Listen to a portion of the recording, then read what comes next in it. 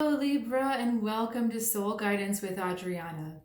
I'm a transformational life coach and abundance consultant. I help you choose growth. I've got an intuitive reading for your spiritual journey this week, and we're actually going to save this card for last. So let's start. Let's see where your energy starts with. Death. That's a lovely sentence, isn't it? Let's see where your energy starts with. Death. Okay, as you know, if you've been on the channel before, I love the death card. The death card says to me that something new is opening up and we're finally walking through a door. This card is asking you to totally surrender anything that is old. Totally surrender anything that you don't need anymore.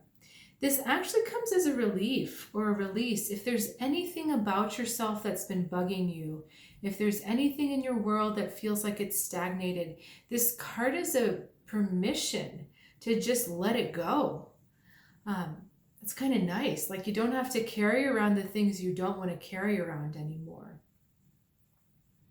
I know people feel differently about Marie Kondo, and I've never read her books, but I've kind of watched things and learned the principles. But there is something about, I do this with my closet, only having clothes that I really love, only having clothes that I really enjoy wearing.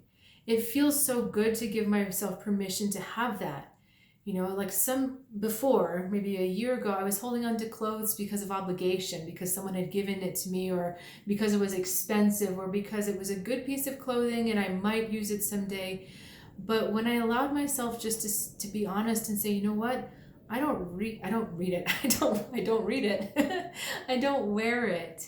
It's not really helping me. It could be helping someone else. And it's okay. I don't have to feel guilty about letting it go. And I know that's a kind of a silly, superficial example, but the way we organize our spaces often tells us about how we organize our psyches and our inner selves. So you've got permission to let go of whatever you don't want to hang on to anymore. Could be people as well. Could be a job. You've got a chance to go through a new door. Okay, beneficial energy, 8 of Cups. And challenging energy, 2 of Swords. What's going to help you this week, Libra, is taking an active stance in moving towards the things you want. Moving away from things you don't want, leaving them behind, and really moving towards what you do want. This 2 of Swords here is complete. We're not moving, right? She's sitting at a crossroads, unsure which way to go. And this is kind of a famous Libra stereotype, the back and forth. I'm not sure. It might be this choice, it might be that choice, it might be this choice. Death card is saying to you, come on, let's cut things off. Let's make a stand. Let's go through something. The 8 of Cups also sees you willing to release emotionally attachments to things. So maybe you have cleaned out your closet, but you still think about, and I mean clean out your closet in a metaphorical sense. Maybe you've cleaned out your closet, but you still think about the person. Maybe you've let them go from your life, but you still think about them. This card is asking you to fully drop any attachments so that any healing that needs to happen for you can come to you. The body and the heart and the soul love to heal themselves. Our guides are constantly trying to help us, sending us healing energy. But if we're not in a place to receive it, then we can't integrate it into our bodies. A lot of people find that their guides work on them at night through dreams, or they feel energy happening at night. And that's a clue that there's resistance during the day. And that's fine, either way is fine. But when we can be conscious about, okay, if I clear this space, my guides can then help me heal this wound and I can move on completely whole.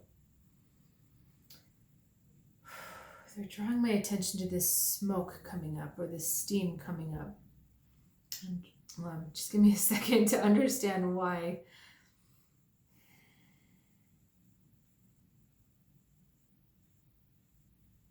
Okay. It's like the essence of what it's about releasing the essence of what you're trying to release. if you find yourself thinking about a person or people habitually that you have let go of in the past, what is the essence of why you keep holding on to them? Not your emotional attachment to them as people, but what do they mean, kind of in a more abstract way? Is it the theme of someone who's unavailable? Is it the theme of someone who you're not sure how they think of you? Is it the theme of someone who was maybe inconsiderate or didn't use their words well? Whatever this theme is, figure out the theme, because it is the essence that needs to be released so that you can completely clear out this field. It's not about what the person is, it's about what the person represents. Okay, and if that's unclear, please reach out in the comments. Let's get a little bit more information. Hanged Man and the Six of Pentacles. Okay, this is about shifting your focus to what you do during the day. What do you spend your resources on? Not just money, but what do you spend your time and attention on?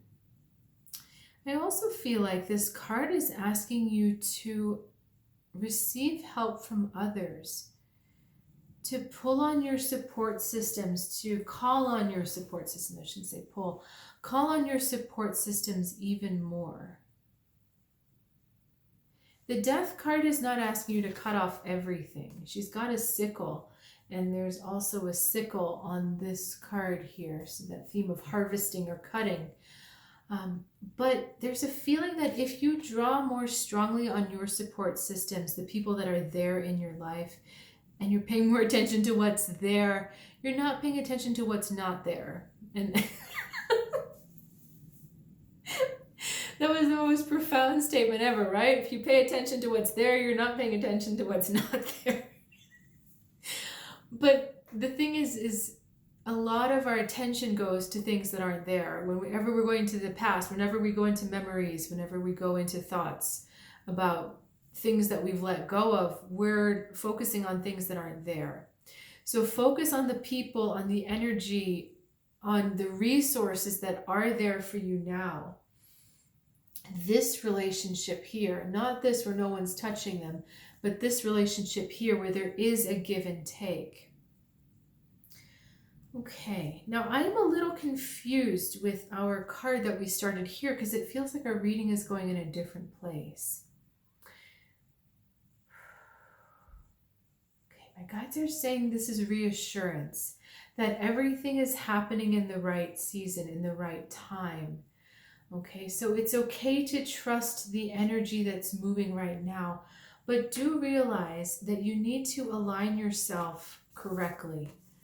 Okay, this is not the season for doing nothing and making no decision.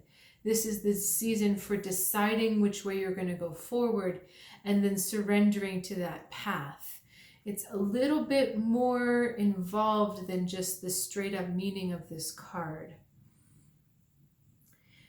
But I also think that this path is, this card is a little bit magical. We have these little sparkles and all these rabbits around her. And this is the goddess Esther, where we get the word Easter, and she's kind of egg-shaped.